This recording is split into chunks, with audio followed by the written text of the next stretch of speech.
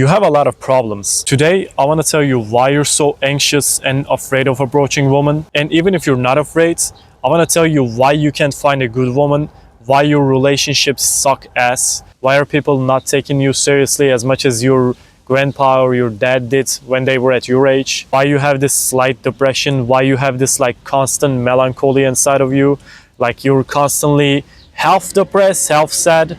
I want to explain to you this. See, a lot of problems that you have is actually caused by your environment. Like, have you heard of you're some of the 5 people that you spend the most time with?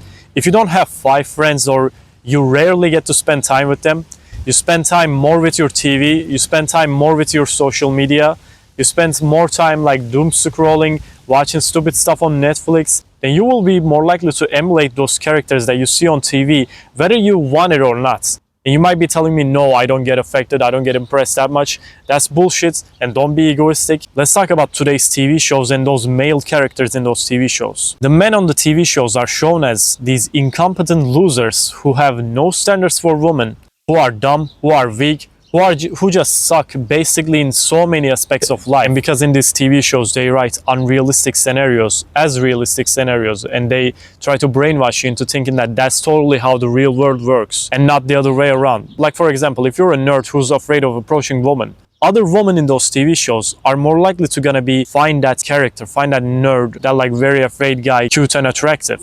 Which in real life is the exact opposite. Women don't give a shit about the afraid guys, shy guys, who are nerds. Women don't give a shit about that. Let me tell you why you might be stuck at your relationships.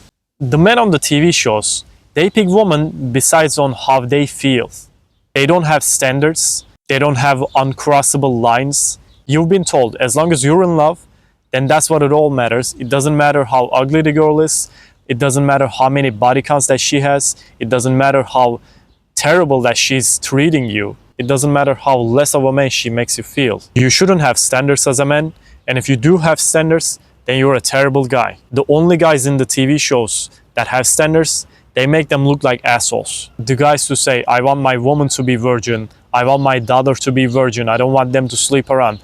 They are shown as fucking monsters, absolute like creeps and weirdos.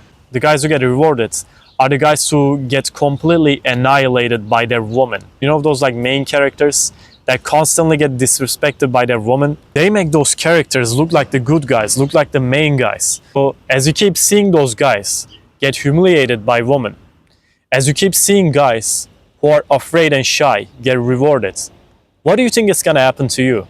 What do you think is gonna happen when you keep seeing those guys for years at the TV shows? And you think those are like normal behaviors to get rewarded? What do you think is gonna happen to you?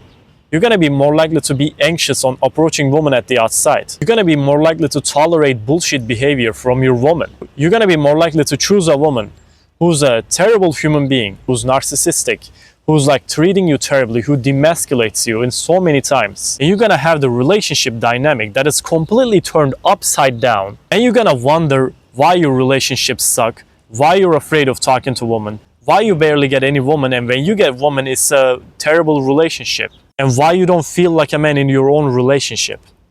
You start to wonder, but you don't actually know why. This has been brought inside of you by the media, by the TV shows, by the social media, all these videos that you see on Instagram, or TikTok, or Twitter. They don't have any good female or male characters in those TV shows. That's why all of you are toxic. That's why all of you can't find a good relationship partner. That's why all of you have this stupid anxiety and health depression. That's why you guys have no idea how real relationships work, how to behave, what your standards should be. That's why your relationships fail in so many times. You have to undo all of these brainwashings so that you'll actually go somewhere in life. And what I'm saying might sound like a stupid Matrix movie, oh, like they're brainwashing you, and like you have to undo the brainwashing and they're after you or other stupid shit. Let me tell you, your grandpa was not afraid of approaching women. His father was not afraid of approaching women. They both had good relationships. And the funny thing is their testosterone at your age was triple the times the testosterone you have right now. That's why you feel depressed all the time. That's why you tolerate so many bullshits from women. That's why you have this stupid approach anxiety. That's why you go through so many shits that you don't need to actually go through, because you have low testosterone. And they hit the nail in the coffin by showing you these terrible characters getting rewarded. And these good characters are shown as villains. So if you get my point, then you might be asking me, well, what do I need to do then? Well, if I'm getting brainwashed, if that's hurting me, if those are causing my problems, then what do I need to do? You need to quit watching this stuff. You need to replace them with something good, something nice. And let me tell you this, there is nothing wrong with having standards when you're gonna choose your woman. There is nothing wrong with having red lines that are uncrossable. And if a woman crosses that, you'll break up with her. There's nothing wrong with that. No matter how you feel, no matter how you're in love with her, it doesn't matter. You should have these standards, otherwise you're gonna lose or your relationship is gonna suck no matter how much you're in love with this woman, no matter how much you have feelings for a woman. You have to have standards, and those need to be uncrossable to you. And if you want to know what those standards should be, just use your common sense. What do you think your local religious teachers' standards are? If you're Christian, what do you think your local pastor's standards are? If you're a Muslim, what do you think your local imam's standards are when he would want to pick a woman?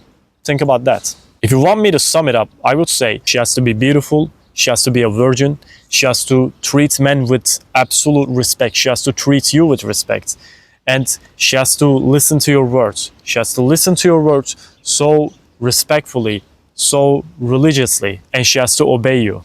Those are the things that you should be looking out for. Even if she has one body count, even if she did anything slightly sexual, you have to completely get rid of her. I mean, you can have good lives. You can find good women who have body counts, like maybe 1, maybe 3 body counts, and they'll like treat you respectfully, they'll like treat you nice, but it doesn't matter. You should still try to choose a woman who's a virgin, because happiness is not the only thing that matters. The more body counts that a woman has, the more likely she's gonna behave in a toxic way that's going to ruin your relationship. That's why most divorces are initiated by women.